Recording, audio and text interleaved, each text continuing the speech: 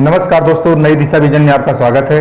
दोस्तों, बिहार शिक्षक बहाली में आज फॉर्म जमा करने का पहला दिन था और आज तमाम प्रकार की परेशानियां देखने को मिली हैं शिक्षक अभ्यर्थियों ने, जैसा कि बताई हुई हैं। यहाँ पर कई जगह तो ऐसा हुआ है, जैसा कि आप देख पा रहे हैं, राजकीय कन्या मध्य विद्यालय ये अदालतगंज तारामंडल पटना, तो कई जगह देखा गया कि फॉर्म ही नहीं लिया जा रहा है और कई शिक्षक अभ्यर्थियों ने जबकि फॉर्म जमा करने में सफलता प्राप्त की है, तो आज जो है अधिकांश शिक्षक जो है इनकी समस्या ये रही कि वो कागज फॉर्म लेकर के गए थे लेकिन उनका फॉर्म नहीं जमा हो सका है। लेकिन काफ़ी शिक्षकों ने, जैसे कि यहाँ पर पप्पू जी की तरफ से सूचना आई हुई है कि इनकी तरफ से भी फॉर्म जो है जो जमा करने में सफलता प्राप्त हुई है। तो वास्तव में एक और बात जो निकल करके आई है, वीडियो के अंत में हम लोग जो है पप्पू जी को भी सुनेंगे, उन्होंने क्या बताया है। और निश्चित रूप से जो नियोजन फॉर्म है उसको जमा करने का शेड्यूल जो है उसका पालन ठीक से नहीं हो रहा है, तो यहाँ पर वास्तव में शेड्यूल का पालन नहीं करने पर होगी कार्यवाही। यहाँ पर बिहार के शिक्षा विभाग ने बताया है, हिदायत दी गई है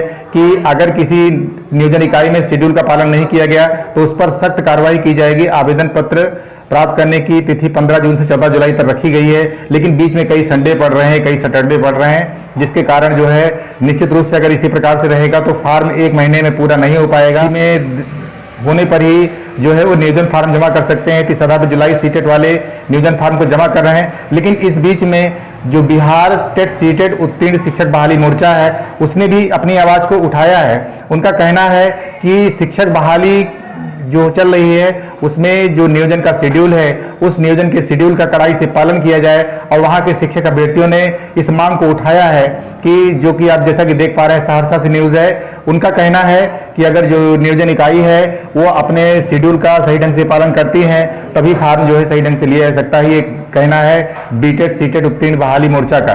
और यहाँ पर उनकी मांग क्या है हम आपको यहाँ पर बताने का प्रयास करेंगे। उनका जो पत्र है, यहाँ पर उनका पत्र भी दिखाया जा रहा है, उसमें जो जानकारी है यहाँ पर आप देख पा रहे हैं कि उनकी जो मांग है, बिहार टेट सीटेट उत्तीर्ण शिक्षक बहाली मोर्चा जिला इकाई सहरसा, यहाँ पर लिखा हुआ है जिला शिक्षा पदाधिकारी सहरसा, इन्होंने दिया है विषय प्रारंभिक शिक्षक नियोजन का शेड्यूल अक्षरशः पालन करने के संदर्भ में। जैसा कि आपने एक न्यूज देखी थी पेपर में, उसमें भी ऐसा बताया गया है। तो इन शिक्षकों ने मांग रखी है, यहाँ पर लिखा है महाशय निवेदन पूर्वक कहना है कि बिहार राज्य की प्रारंभिक शिक्षक बहाली में शिक्षकों का नियोजन सुनिश्चित होना प्रक्रियाधीन है। गत वर्ष अगस्त के महीने से प्रारंभ हुई शिक्षक बहाली अभी तक सफल नहीं हो पाई। बहाली के निश्चित तिथि तक पूरा होने के नियोजन इकाइयों की लेट तिथि की एक बहुत बड़ा कारण है। शिक्षा विभाग के प्राथमिक शिक्षा निदेशक द्वारा जारी शेड्यूल के 31 अगस्त तक इस नियोजन प्रक्रिया को पूर्ण कराना है। इसके लिए नियोजन इकाई को अपने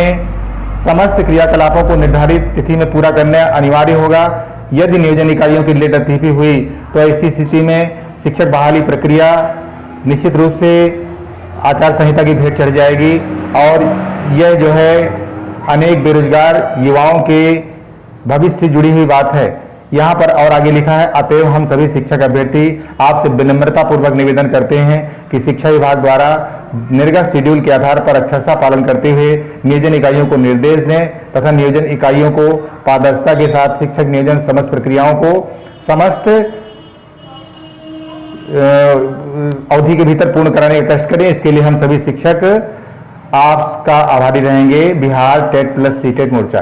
दोस्तों, यहाँ पर जो भी सूचना आपके पास आई है आज आपको बताते चलें कि आज शाम को 7 बजे जो है प्राथमिक शिक्षा निदेशक डॉक्टर रंजीत सिंह आएंगे। निश्चित रूप से आपकी जो प्रॉब्लम आज की रही है, आज शिक्षक बहाली का जो फॉर्म जमा करने का पहला दिन था, जैसा कि मैंने आपको अपनी वीडियो में बताया है कि अनेक शिक्षक जो है वो फॉर्म को जमा कर दिए हैं, लेकिन अनेक शिक्षक ऐसे भी हैं जिन्होंने जो शिक्षक बहाली का फॉर्म है उसको जमा करने में उनको दिक्कत आई है। जब वहां पर गए हैं तो पता चला है कि क्वारंटीन सेंटर बना दिया गया है केंद्र, या किसी की जो है कोविड-19 के संदर्भ में जो है ड्यूटी लगाई गई है।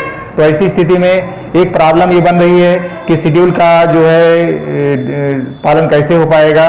और इसके बारे में निश्चित रूप से जो जुलाई में डिग्री सीटेट परीक्षा उत्तीर्ण की है प्राथमिक शिक्षा निदेशक, जो जैसा कि कह रहे हैं उनको लिया जा रहा है। तो ऐसी स्थिति में यहाँ पर उन्होंने ये भी बताया था कि ब्लॉक स्तर पर अनेक काउंटर बनाए गए हैं, लेकिन आज पहले दिन ये जो कार्रवाई थी ये सही ढंग से नहीं हो पाई है। और इस बीच में पप्पू जी का जो कहना है, उन्होंने जो सूचनाएं बताई हैं वहां पर बताया गया है कि यदि ऐसी कोई बात आती है तो उसका आप वीडियो बनाएं और उनको शेयर करें, उनके ग्रुप में डालें, और इस तरह की कोई समस्या रहती है तो निश्चित रूप से आपकी बात को उठाया जाएगा और सुधार किया जाएगा, जैसा कि बिहार शिक्षा विभाग भी चाहता है कि बहाली सकुशल निपट जाए। लेकिन शिक्षकों की चिंता भी है कि अगर 1 महीने में सब ठीक से बहाली नहीं हो पाएगी तो निश्चित रूप से जो शेड्यूल होगा उसका सही ढंग से पालन नहीं हो पाएगा, और हो सकता है कि चुनाव आने के कारण आचार संहिता के भेंट शिक्षक बहाली चढ़ जाए। तो सभी चिंतित हैं, क्योंकि बेरोजगार जो हैं वो चाहते हैं कि उनको जो है रोजगार मिल जाए, और इसी शिक्षक बहाली से बहुत सारी आशाएं हैं। तो आइए सुनते हैं पप्पू जी को और लेते हैं आपसे विदा। नमस्कार शिक्षक साथियों, एक आवश्यक सूचना।